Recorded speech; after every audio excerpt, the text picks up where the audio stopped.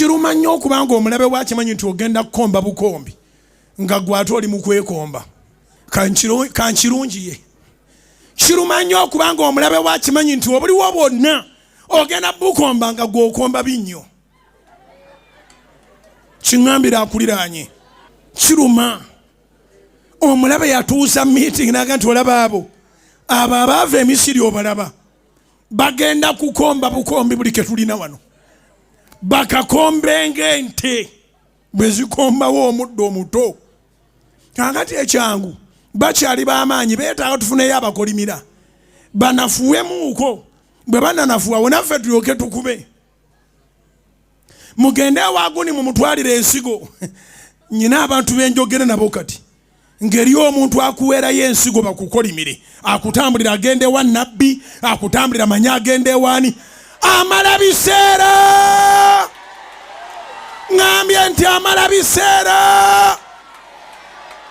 Amala biseera. Tewali akolimira Katonda gwabadde omukisa. Toli mutono. Njogedde ku pigimi ng'ali connected ku State House. Abawamaanyi. Era obwa pigimi bwe oba tokyabulaba. Abakyala baba bamulwanira n'okusinga abawanvu. Yes, abakyala nababagamba ku Sunday wedde kati kamba baddiremu.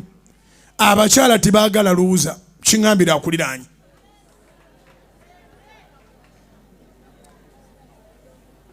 Kiŋŋambira abantu basatu abakuliraanye nti abakyala tebagala luuza mu nsi ya Mukama.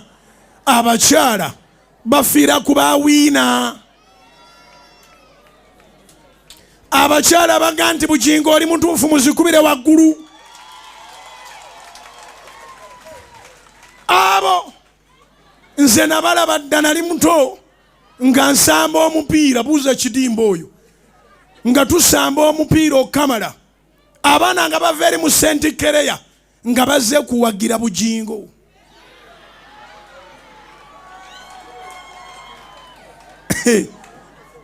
Ng'osamba omupiira. Asamba omupiira teyeewozaako takwana. Bakusuubiza ng'obayitakaawo. Eyo giteebe ebisigadde bibalekere. Kubira Mukama engalo ez'amaanyi oba amagezi gazze. Wangi. Nsubuga amasanda wuno omusambi w'omupiira akwana. Takwana. Kati gwate wali mu kipa. Wali kipa wali mu golo. Bajjira ddala mabega wa golo eyo bw'ogikwata ebisigadde bindekere. Abakyala baagala buteeba. Baagala golo. Waliwo no seba baali bansala wange balooza simulina mu mupiira. Waliwo akyawakana. Naye ebirabo byammwe mubisigaze. Ubira Mukama engalo ez'amaanyi mu linnya erya Yesu.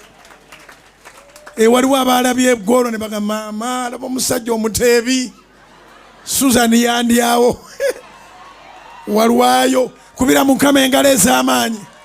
Ngambira naye bandi Susan Makula yamulyawo. Walwayo.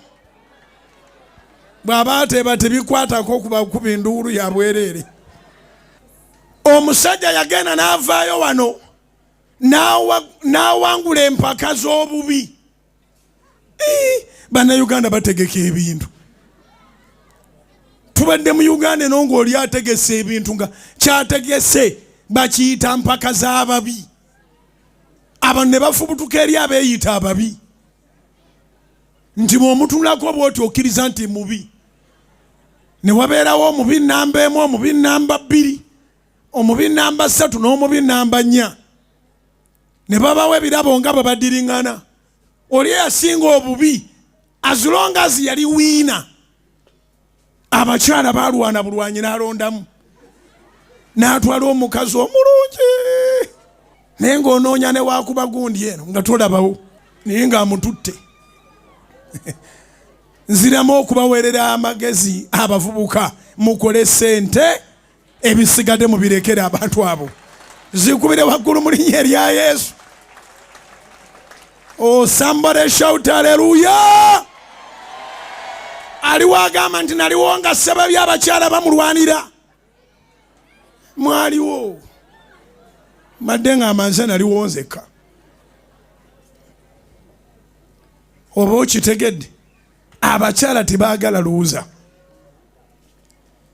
Era mwe abavubuka lekerawo okwana omuwala ng'omwegaira munnange bw'otonsaasire olaba nze ndi mulekwa. Asooka n'awulira ekyo n'agamba mulekwa ndi mwavu, ekyo nakyo n'akiwulira saasoma. Kyova olaba bw'oba okwana oba oluzungu olumanyi oba tolumanyi olina okulwogera. Ate oluzungu kati lwangu. Ogenda owulira ng'omwana agassewo azawase azawase byebiki yasi azawase kati nga gwolina okubyetekulira ndi as I was saying. Luzungu lwangu nnyo kati kasa lwafuna slangs. But as I was saying mugambe nikiwandiike oba kimuddiseemu nabo bakiddamu kifaanana. Kubawo oluzungu yogera ebintu ebirimu amagezi laga nti olina vision. Abakazi tebaagala bantu bayita na vision. Ono muvubuka akitegedde amagenda weekolera ssente. Nze mpadde ekizike kyange mugenda ne mwonoonera obudde eyo nga temwekkiririzaamu n'ogamba kange nenkola obunyama. N'okola obunyama kati obunyama obutomezaayo akajja mu kibuga. Bano abakazi kati tebakyanoonya 6 pack banoonya 1 pack. Kubira Mukama engalo ez'amaanyi oba amagezi gaze. Tuddeyo munda mugwe mulimu omunene. Togenda kusobola kukola ssente ogaggawale nga weenyooma. Kiwandiike. Togenda kusobola kukola ssente ogaggawale ng'ate weenyooma. Kasita ojja ku mulimu ng'ogamba ndi munaku, ndi mwavu, saasoma, ndi muntu wa wansi, ebyo byonna nga bw'obipayiringa tebikuganya kufuna success. Simanyi by'obadde opayiringa, naye negativity cannot bring success. Lekerawo okubeera ku negative side. Lekerawo okubeera ne negative thoughts. Lekerawo okubanga olowooza nti osaana. Katonda yatugamba nti abagagga n'abaavu ekibagatta Katonda waabwe ali ogwo omu. Abagagga n'abaavu Katonda waabwe ali omu. Kiri mu ngero nyirugamba nti abagagga n'abaavu balabagana bukya ku makya. Engero essula 22 Proverbs chapter 22 verse 2. Omugagga n'omwavu balabagana oba balabagana oba balabagana. Mukama ye yabatonda bonna. Mugagga n'omwavu balabagana. Mukama ye yabatonda bonna. Bukya ku makyanga opportunities zenkana naye engeri gye weerabamu etta opportunities oba eziramya.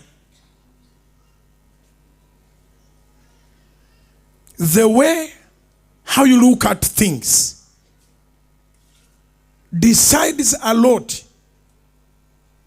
whether you are going to succeed or to fail. Ffenna nga bwe tuli mu nnyumba ya Katonda tuli privileged kyotalabanga